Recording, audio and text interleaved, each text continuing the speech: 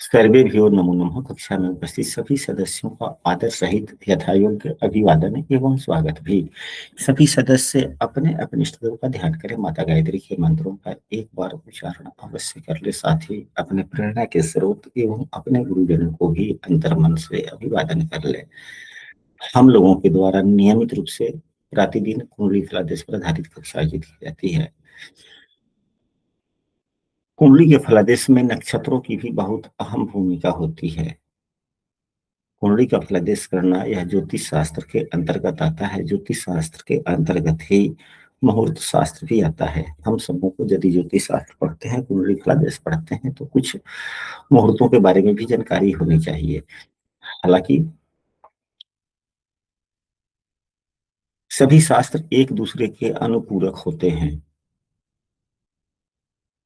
जो नक्षत्र जिस स्वभाव का होता है, जिस गुण धर्म का होता है, उसमें अवस्थित ग्रह के भी गुण धर्म कुछ उस प्रकार के ही हो जाते हैं। अतः हम सबों को नक्षत्रों के बारे में सही ढंग से समझना चाहिए।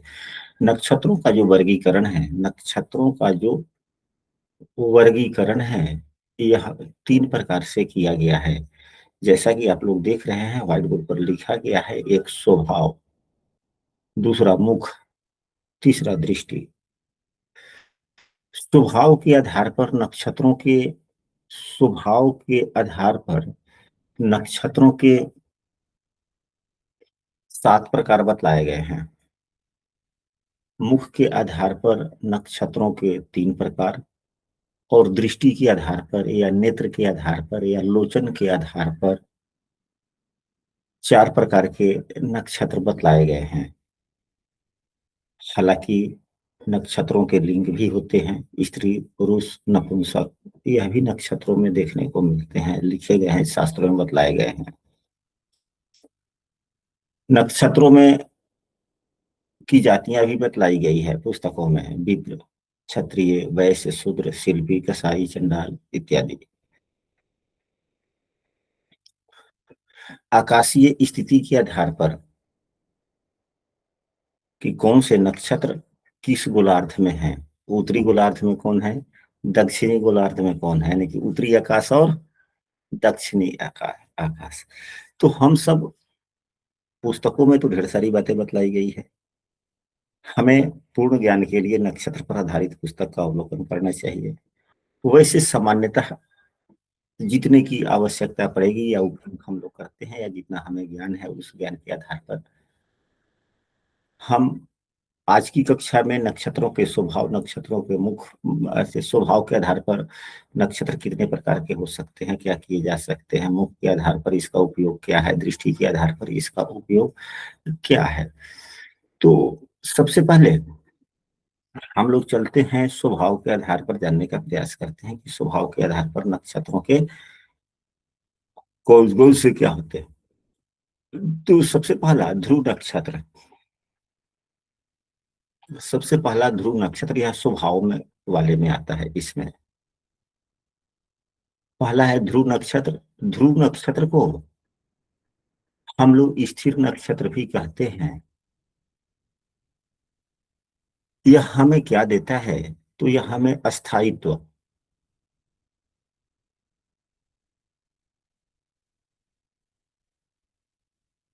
अस्थायित्व प्रदान करता है। यदि ध्रुव नक्षत्र रविवार को पड़े, यदि ध्रुव नक्षत्र रविवार को पड़े, तो यह अपने आप में एक महान संयोग होता है। यदि ऐसा कोई काम हम करना चाहते हैं जिसका लाभ लंबे दिनों तक हम लेना लेना चाहते हैं,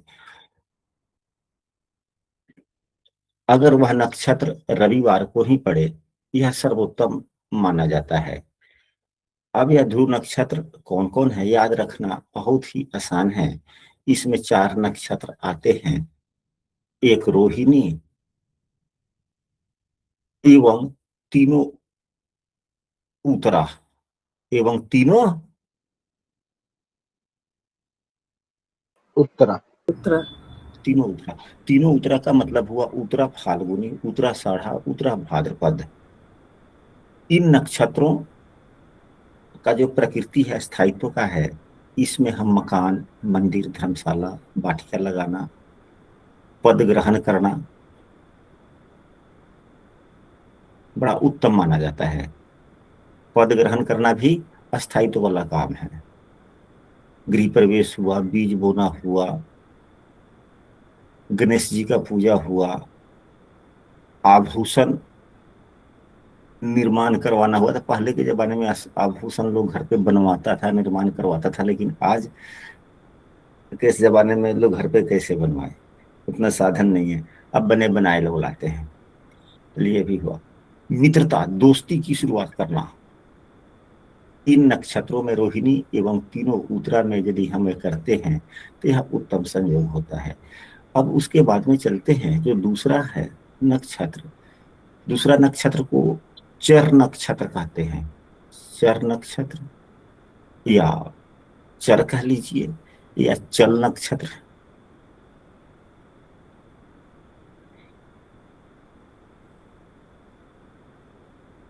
इसमें गतिशीलता होती है। चर नक्षत्र में गतिशीलता, हाँ गतिशीलता होती है, या इसे चंचल नक्षत्र भी कह सकते हैं। चंचल नक्षत्र यह हमें गतिशीलता प्रदान करते हैं, गतिशीलता प्रदान करते हैं। सोमवार, यदि यह नक्षत्र सोमवार को पड़े तो और उत्तम हो जाता है।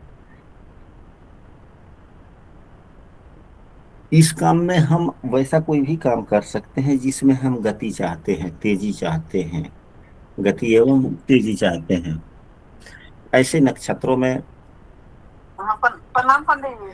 आशीर्वाद, हम 8 बजे ले पहुंचाम, 8 बजे से पहले पहुंच जाए।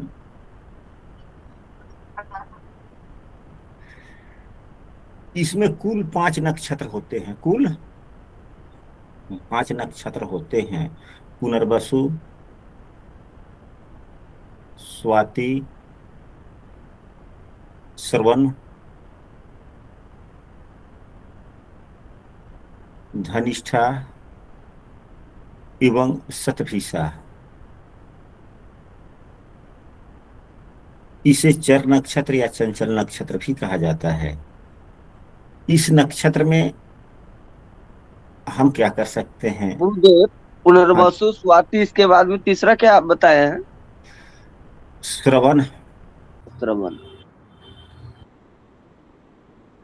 पुनर्वसु, पुनर्वसु, स्वाति, श्रवण, धनिष्ठा एवं शतभिषा, ये 5 नक्षत्र हुए। वैसा काम जैसे कि हम वाहन खरीदना, सवारी सीखना, पौधा लगाना, दुकान खोलना, विद्या शुरू करना, पढ़ाई लिखाई शुरू करना इत्यादि। मतलब ऐसा काम जिसमें हम उत्तरोत्तर वृद्धि चाहते हैं। अब उत्तरोत्तर वृद्धि के लायक अब कार्य तो असंख्य हैं, और 7 प्रकार के ही नक्षत्र हैं वर्गीय के स्वभाव के आधार पे, तो उस तरह से संबंधित। अब इसके बाद में चलते हैं तीसरे नक्षत्र। तीसरा जो है यह है उग्र नक्षत्र। तीसरा उग्र, नक्षत्र। उग्र नक्षत्र। तीसरा उग्र नक्षत्र।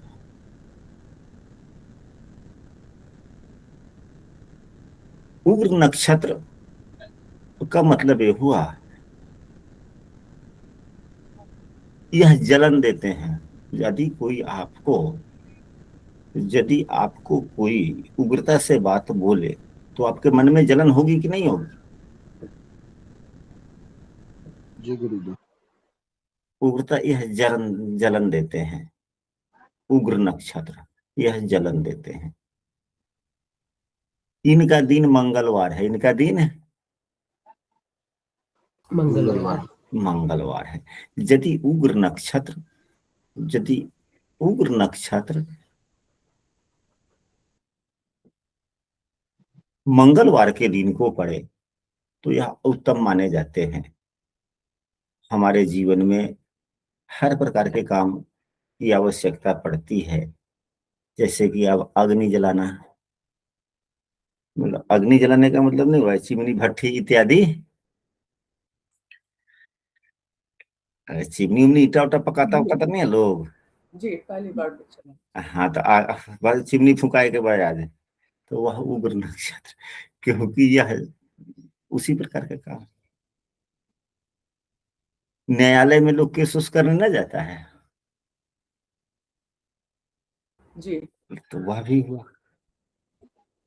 तो ऐसा चीज जिसमें हम जीत चाहते हो, जिसमें हम विजय चाहते हो। यंत्र मंत्र साधना, पशुपालन। पशुपालन मतलब कि हम कोई नया पशु खरीद के लाए या शुभारंभ करें,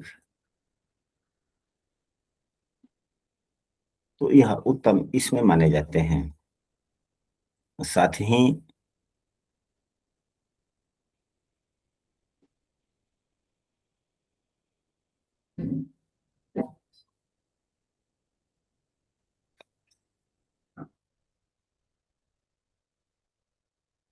अब इसमें उग्र नक्षत्र में कितने नक्षत्र होते हैं, तो इसमें भी 5 नक्षत्र होते हैं। इसमें भी 5 5 नक्षत्र होते हैं। भरणी मघा तीनों पूर्वा, भरणी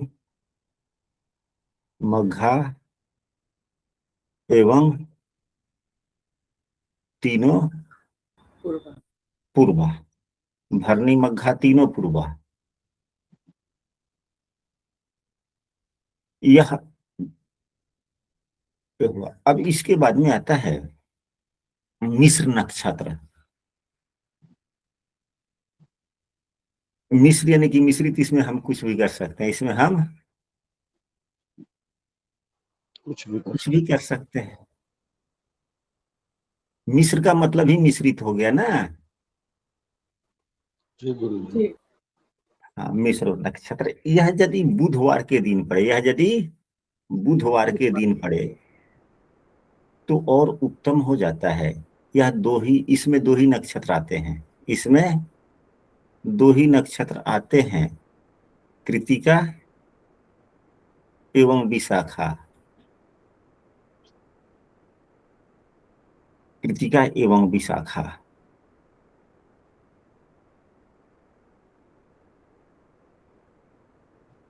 वैसे कार्य जिसमें हम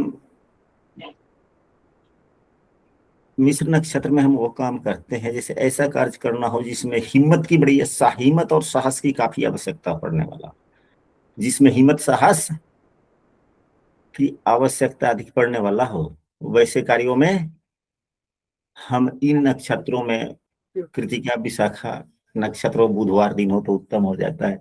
आप लोग देखते हैं कि जिस काम को करने की साहस आपको नहीं हो पाता है, तो छोटे छोटे बच्चों का, आपका बचवा को उतना साहस हो जाता है, बच्चा को उतना साहस हो जाता है। तो नहीं बात है। अब इसके बाद में आता है लघु नक्षत्र। 5वां नक्षत्र जो है लघु नक्षत्र है। लघु नक्षत्र को क्षिप्र नक्षत्र भी कहा गया है। किसी पुस्तक में कुछ कहा जा सकता, लिखा गया हो सकता है, किसी पुस्तक में कुछ कहा गया हो सकता है। इसके जो दिन होते हैं गुरुवार होते हैं। इसके दिन गुरुवार होते हैं। क्षिप्र नक्षत्र 4 होते हैं। क्षिप्र नक्षत्र 4 होते हैं। अश्विनी पुख हस्त, अश्विनी पुख हस्त, अश्विनी पुख हस्त एवं अभिजीत, ये 4 नक्षत्र होते हैं।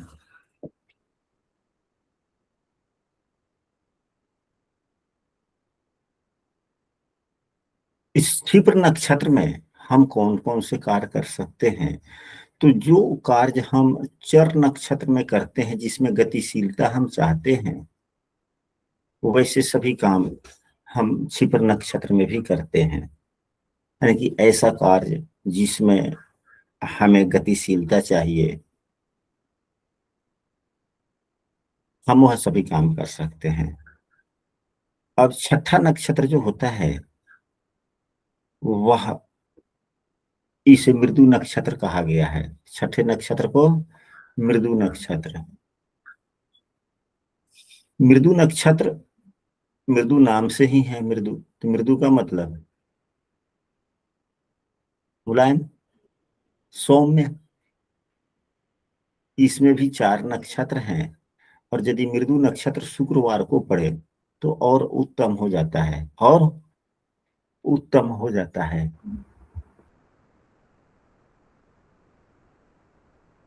इन नक्षत्रों में हम क्या कर सकते हैं, तो गीत संगीत सीखना, वस्त्र पहनना, या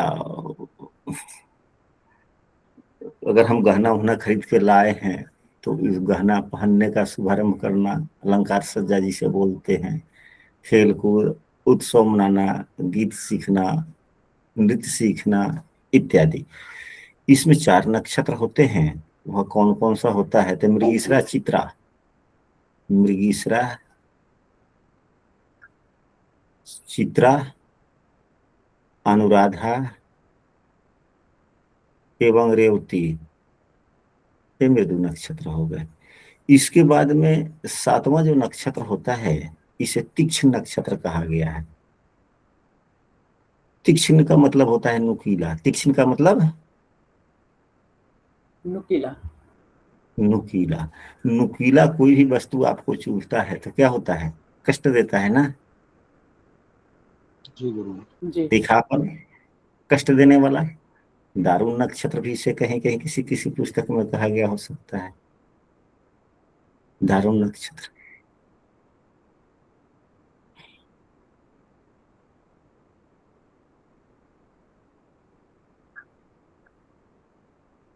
यदि यह शनिवार को पड़ता है तो और उत्तम हो जाता है। अब यह तीक्ष्ण नक्षत्र कौन कौन से होते हैं, आद्राश्लेषा, ज्येष्ठा, मूल। आद्राश्लेषा, ज्येष्ठा मूल। इसमें भी 4 हो गए, आद्रा, अश्लेषा, ज्येष्ठा, मूल, इतने हो। अब बताइए, तो यह भी हमें कष्ट देते हैं। तो उग्र नक्षत्र और दारुण नक्षत्र ये हमें कष्ट देते हैं। या दारुण नक्षत्र में दारुण शब्द ही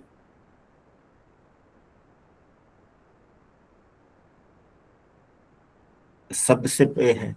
हम इसमें शांति कर्म कर सकते हैं।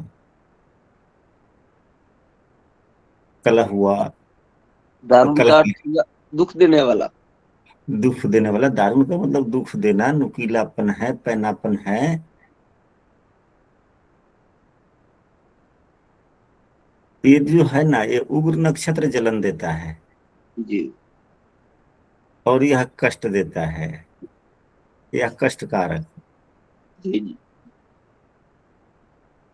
अब इन शब्दों को लेकर जितना मुझे ज्ञान है, उस ज्ञान के आलोक में मैं बतला रहा हूँ आप लोगों को कि ऐसे प्रेत बाधा का भी निवारण, मतलब उग्र कार्य जो भी है वह इन्हीं नक्षत्रों में, उग्र नक्षत्र में या तीक्ष्ण नक्षत्र में करने चाहिए।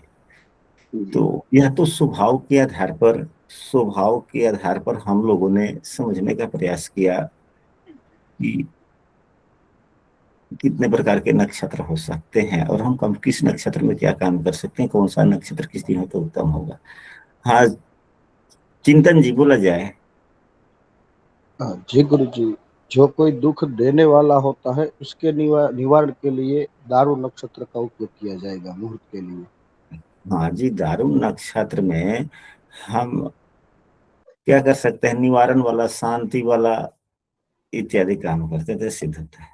जी जी गुरु जी। हाँ, उत्तम होगा। तो ये हुआ। अब नक्षत्रों का जो यह वर्गीकरण है, हम लोगों ने स्वभाव के आधार पर जानने एवं समझने का प्रयास किया। यदि कोई कक्षा में नया और प्रतिदिन की कक्षा में शामिल होना चाहते तो स्क्रीन पर दिख रहे नंबर पर व्हाट्सएप पर कक्षा में कंटिन्यू हो सकते हैं, या इस वीडियो के डिस्क्रिप्शन में भी अपने व्हाट्सएप समूह का लिंक दे दी, वहां से भी शामिल हो सकते हैं। यदि कक्षा अच्छी लगती हो तो और भी मित्रों को जोड़े।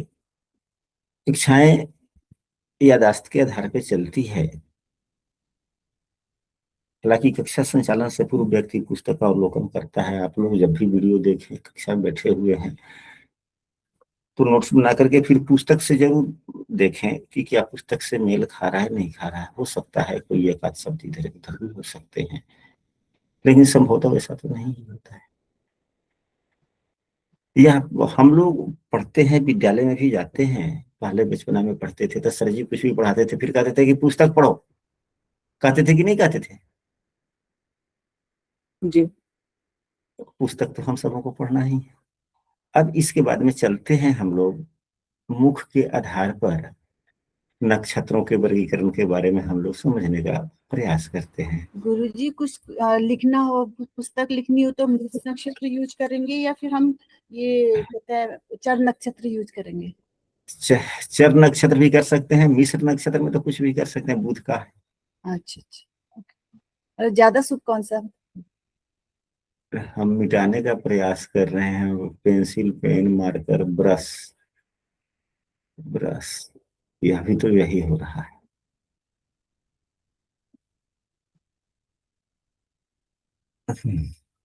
मुख के आधार पर नक्षत्रों के जो मान होते हैं, रुपये इसको मिटाते हैं, हटाते हैं, अभी हटेगा ही नहीं, हटाते हैं। मुख के आधार पर नक्षत्र 3 प्रकार के होते हैं, नहीं 4। मुख के आधार पर नक्षत्र 3 प्रकार के होते हैं। ऊर्ध्वमुख,